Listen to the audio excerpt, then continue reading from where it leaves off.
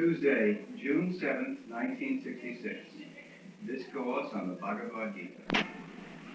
Discussing how Sri Krishna was giving practical directions on meditation to Arjuna.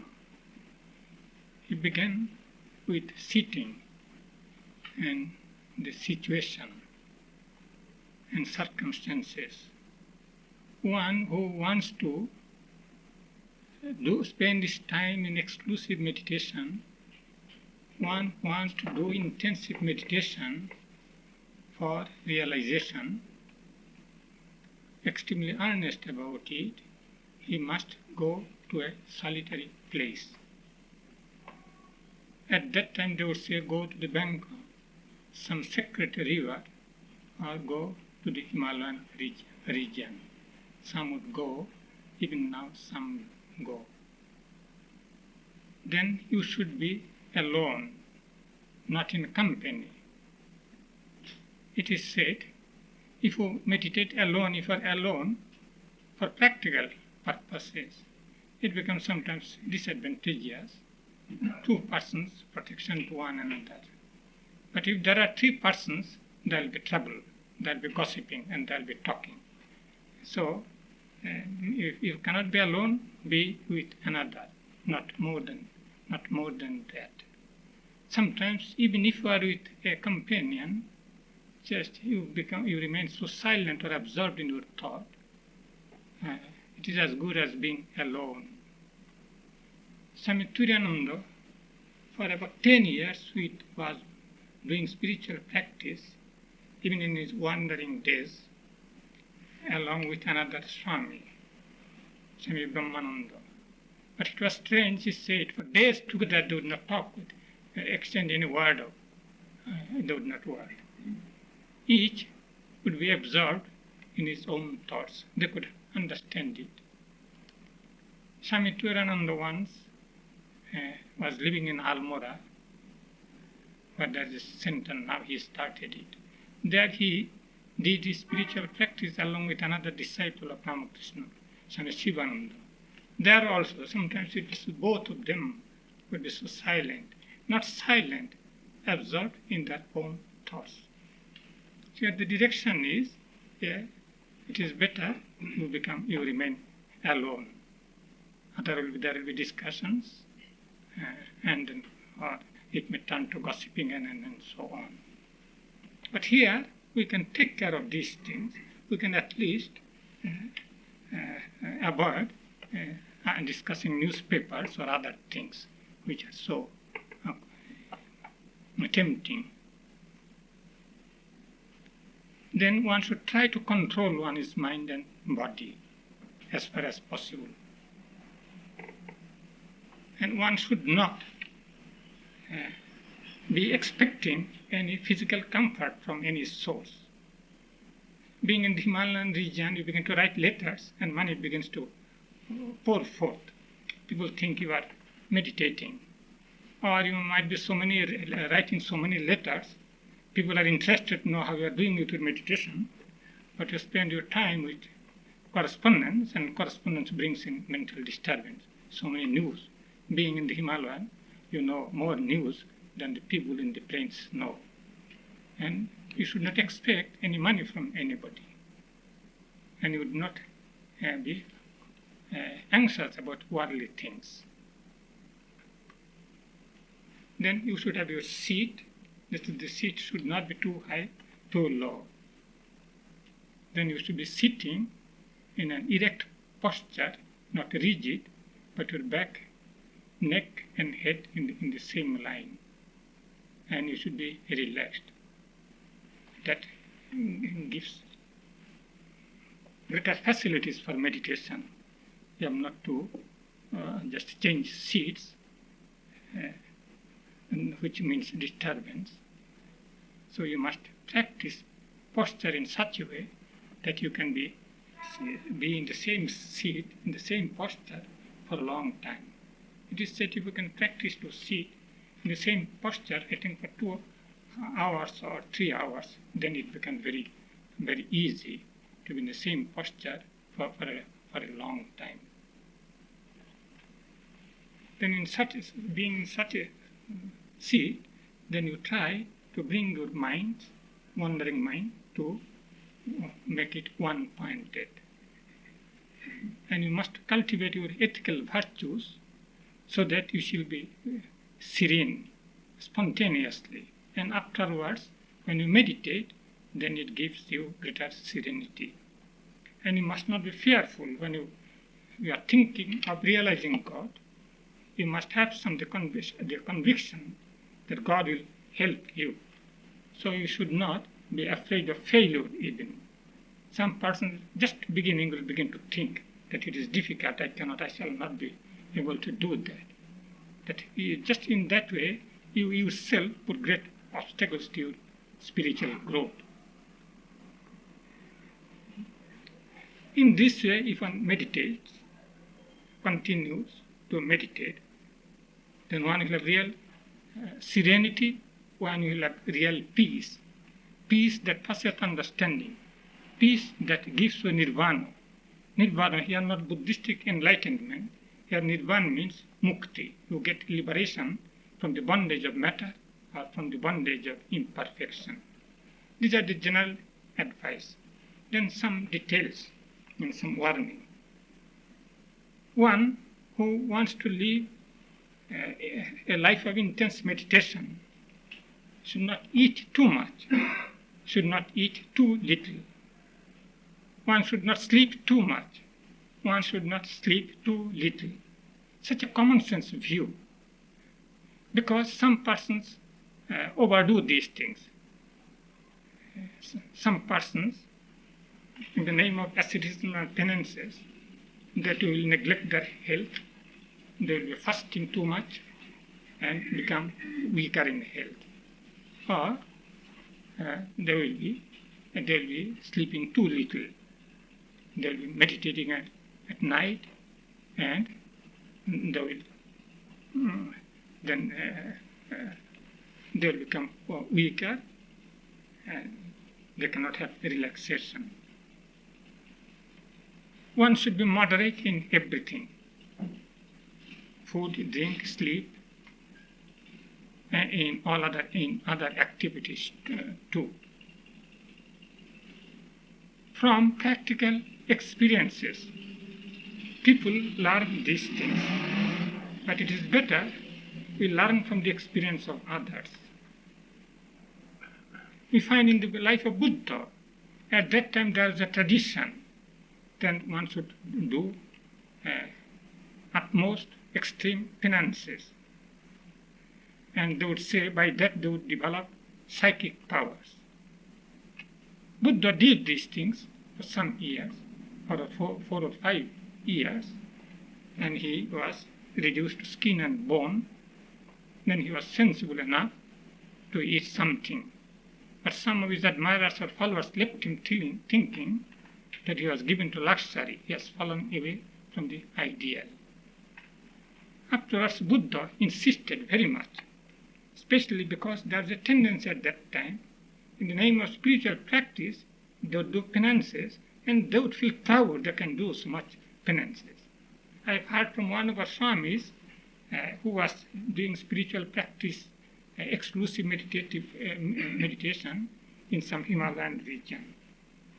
Some monk, not to our order, belonging to our order, he was saying, and that he would meditate standing on the water, in knee-deep water. And he was about another person, he said another monk. There was some discussion with a better monk. And he said, let him do more like me, standing on the water, knee-deep water, to meditate, let him do.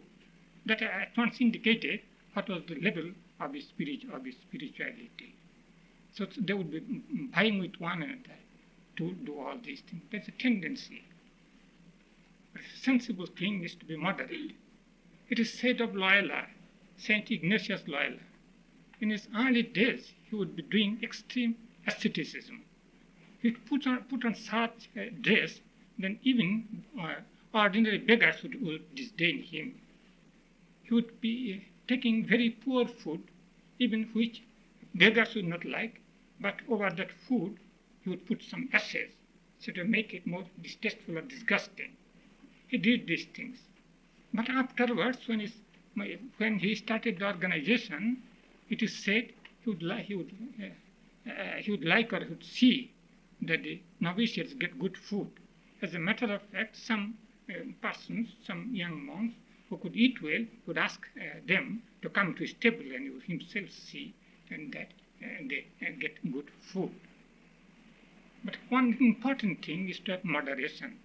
It might be when you fight shy of too much penances, you want to have this and that comfort and that comfort. Afterwards, comforts become luxury, and luxury becomes poverty. You want more and more. And there is evil in both directions. So it is said that one should be moderate, at least in the beginning. In India, some monks, when they live one life of wandering monks, sometimes they do not get the provision, they do not get food and proper things. But that's a different thing.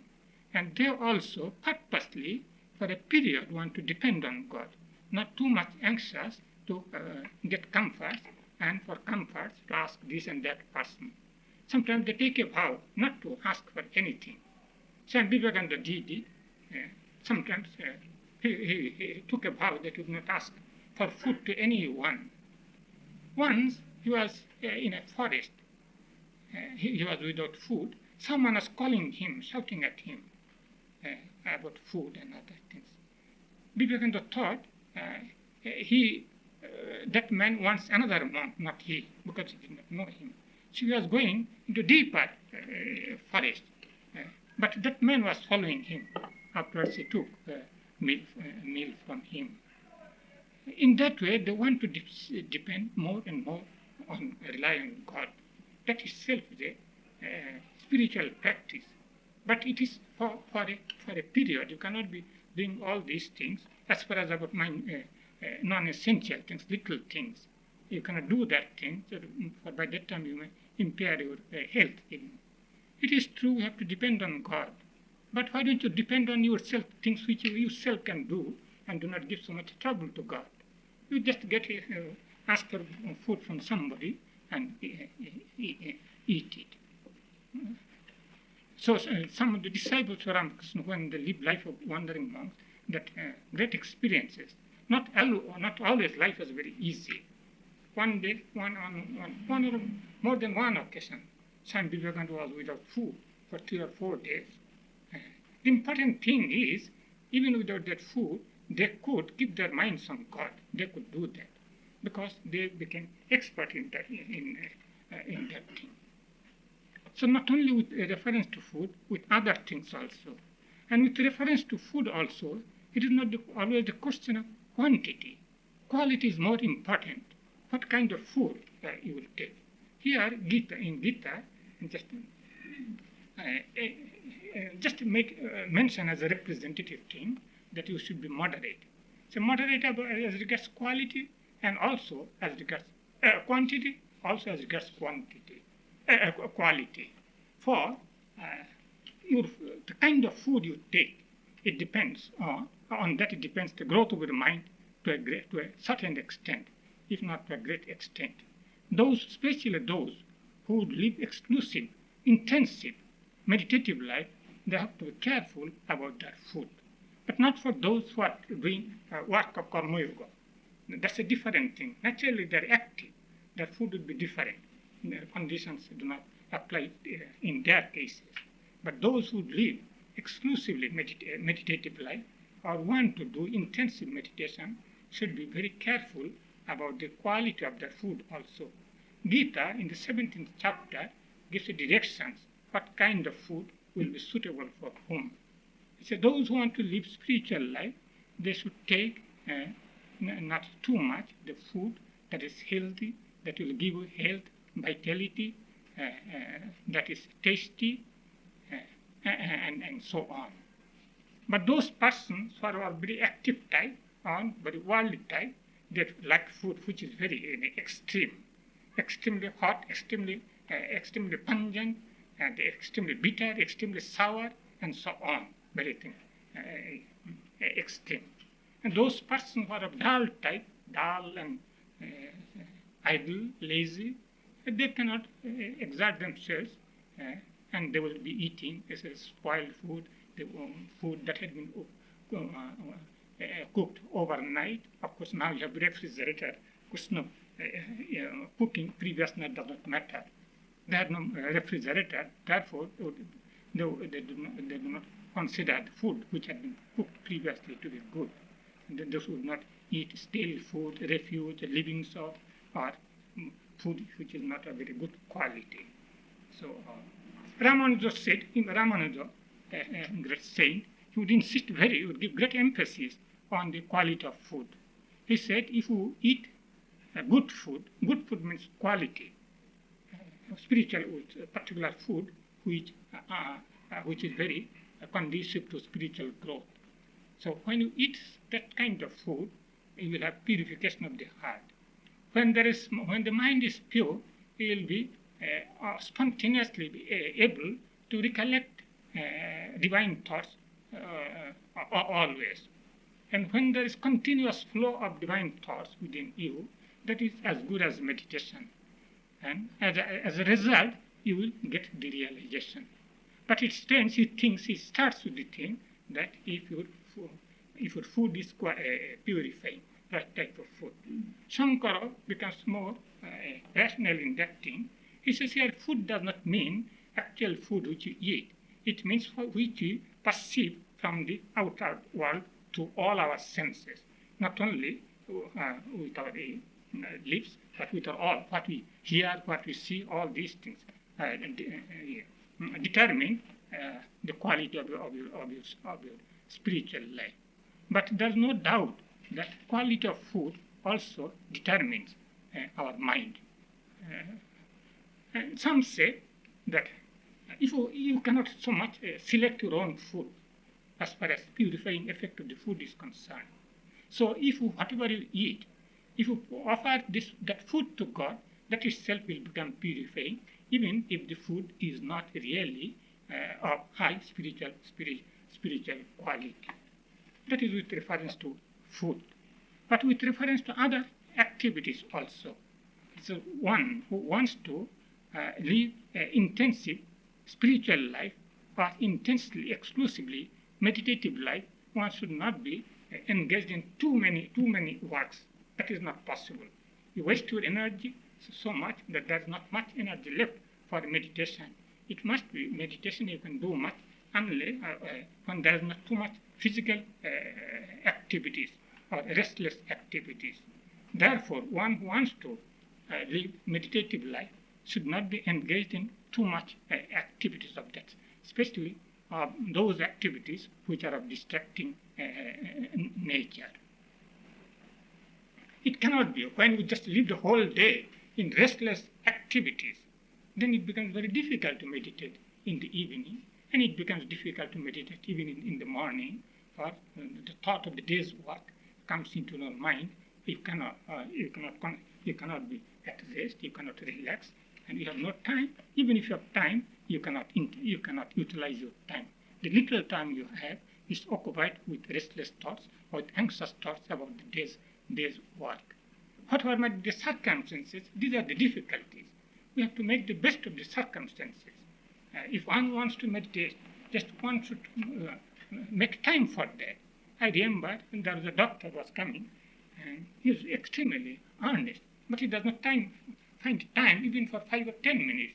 So I bluntly said, then you don't want it. If I wanted it, then you would make time for that. He said, perhaps you are right. So if you want it, just don't say things that excuse yourself. If you really want it, you find time for it anyhow. You do it. But the fact is, if you are too much engaged in works, then you cannot have that. Either if you can do karma yoga, the dedicated work. For that also it is necessary. There should be self-examination, introspection. For a time, there should be some prayer or meditation. That must be. You cannot. You have to pay some price. You cannot get anything out of nothing. So here, Gita speaks to a person who wants to live exclusive meditation. For them, these things are extremely necessary. And if it is the law of nature too, And it is the law of spiritual life too, that if you have real earnestness, and if you, under difficult circumstances, try to find more and more time for your meditation, then it happens that your work falls off. Your circumstances change, and you find opportune moments when you have not to work so hard. Ramakrishna used to say, when a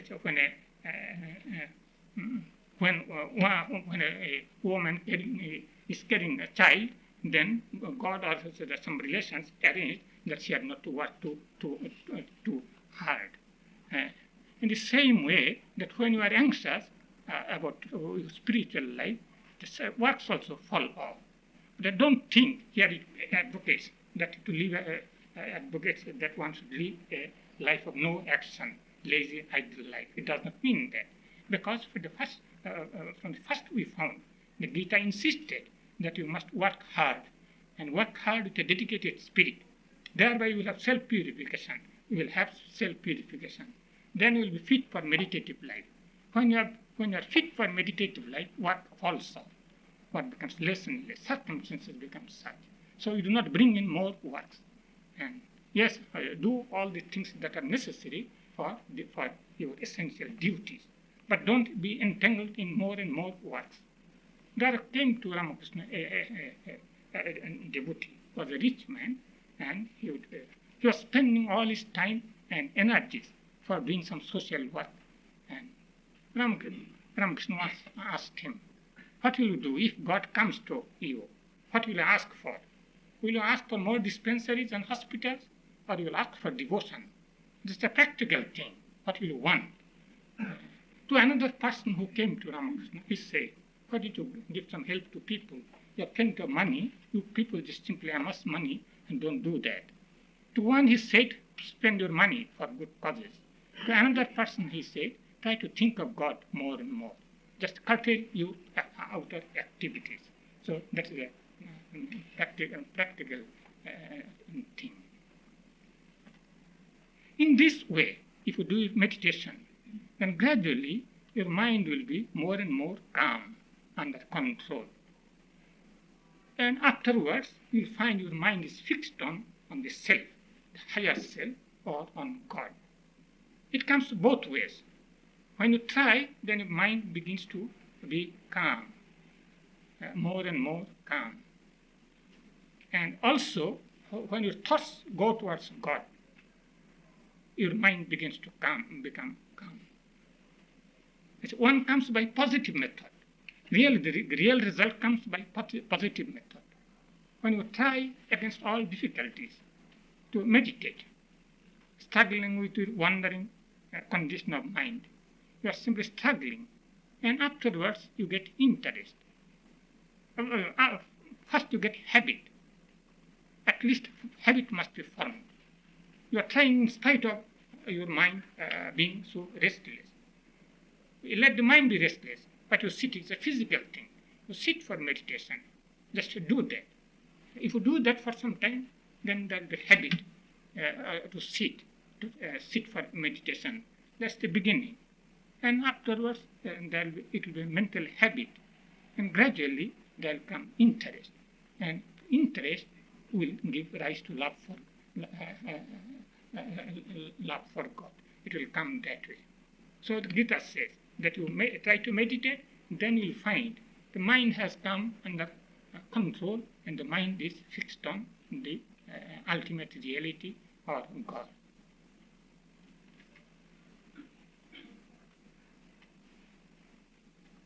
And gradually mind will become more and more calm. So much so that the calmness will be as great as that of a lamp, of a light, which is very calm, which does not flicker when there is not a gush of wind. Yes, in a place where there is no air, where there is no wind. In a place where there is no wind, the light is very calm. In the same way, the mind will be so calm as unflickering flickering light. Perhaps here comparison is made with light, because some meditate on light within the heart. So it gives the direction that when you try that way, the mind is bound to come. Mind becomes calm. And to give a concrete illustration, it says mind becomes as calm as a light in a place where there is no wind, blowing wind. It will become perfectly calm, and that will give you peace. That will bring you realization, and the realization of the ultimate reality, or what is called God realization. Let us stop here. Anybody is welcome to ask any question. Yes. Could you explain a little more what is the difference between the Hindu nirvana and the Buddhist nirvana?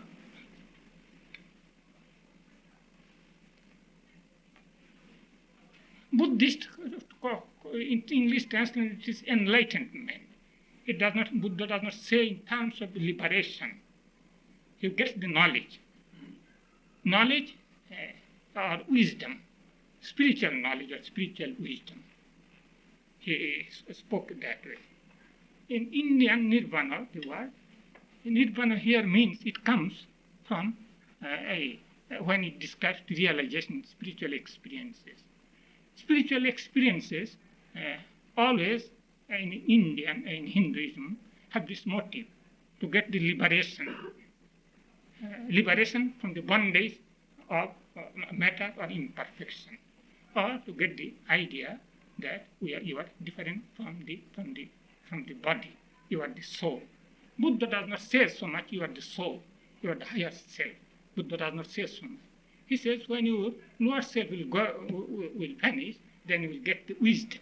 He does not say that you will get the knowledge of the higher self.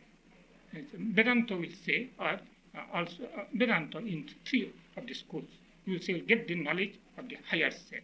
Higher self might be you will become one with the highest self, or you might have a vision of God. You might feel the presence of God, and you find your lower self has vanished, and you will not be born again.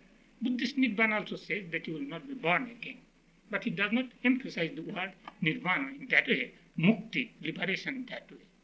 In that way. So here when it says nirvana, it does not mean Buddhistic simply wisdom. It means the liberation from the bondage of matter.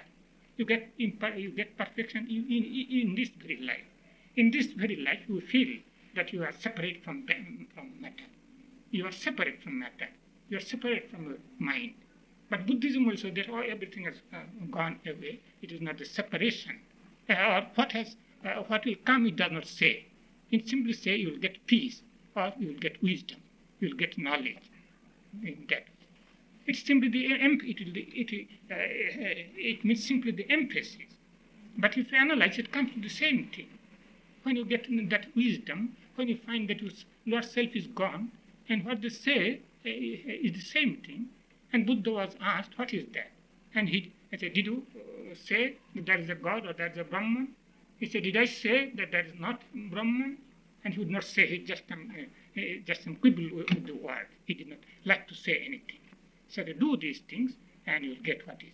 And you will get knowledge. You will get wisdom. Knowledge, not ordinary knowledge, but he used the word enlightenment. Buddha means enlightenment or wisdom.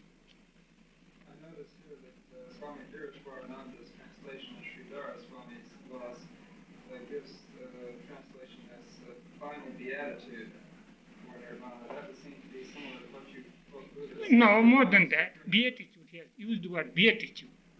Beatitude, mysticism. Beatitude, what does it mean? Beatitude means that when you have knowledge of God, that is beatitude. And Shankara definitely said it's mukti.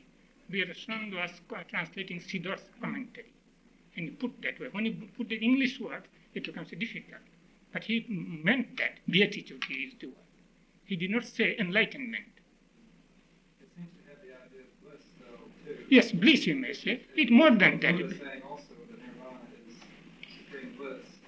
It is something, but Orthodox Buddhism do not emphasize that. Thus it is some will say annihilation. Nibbana means annihilation, blowing out the light. Nibbana, when you blow out a light, you call it Nibbana in Sanskrit. So some say it means blowing out. Therefore it means annihilation. But they do not understand what Buddha said. Yes? Did you? Yes. Many of the instructions in the Gita that you were reading or speaking of tonight, you said apply to those who want to lead a purely contemplative life. Wouldn't you say that they also apply to those who are not, who are just leading spiritual lives, but not solely? Somewhat I could not understand. Say calmly. Yes, what is the question? Say, I could not clearly understand. I could not clearly understand what you are saying. I'm sorry. Many of the instructions that you were speaking on tonight, yes. You said apply to those who want to lead a purely contemplative life. Yes. Moderation in food and the types of food. Would you not say that these also could apply to those who are leading not a completely contemplative life, but a practicing meditation in their lives? Yes, it depends on what are your circumstances, how much your earnestness. These things were spoken to those persons who will be in circumstances, who are in circumstances to live exclusive life of meditation. But those persons who are in New York find it hard to be quiet for 5 minutes. For them, let us not say these are the ideas. Simply when we say, we say with qualification, these things were possible for those. For people who are in New York, their standard will be different, but not that they are in disadvantages. And if they are earnest, things will change, and they will have greater willpower to find out time. So let us not say that these are the things. If you go simply for meditation, meditative life, you must utilize that time.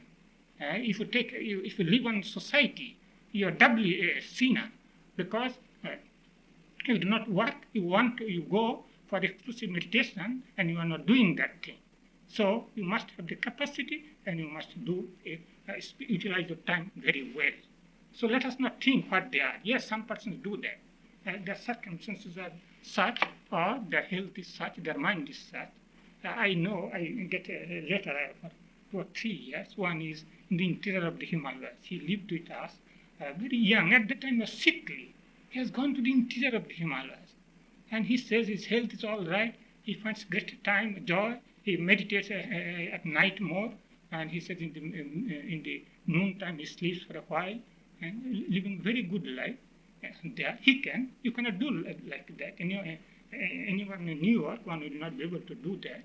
But if they want to succeed as an actress or become a star, one will spend all sorts of hours and dieting, all these things, they will find it easy to do. But if for spiritual life, they will not be able to do that. I find, when I ask, say, how fine is it? 5 minutes they cannot do. That has this and that thing. What's the use of talking simply theoretical things? These are the things. But take care of the worst. Make the best of the worst circumstances. If one understands, that's well fortunate. But I don't say that anybody will be loser. Even if one cannot get time, give so much time, if one is intense in one's yearning, that's a different thing comes in. If one is intense in one's yearning, even by simply one meditation will get the realization. So says Shankaracharya, so says Ramanujacharya, so says Ramakrishna, and so on. So develop that thing. That is the important thing in this circumstance. If one can meditate, that's all right. Very good thing. Yes? Another practical application of the middle path that was stressed. You said it applied in a way to karma yoga too.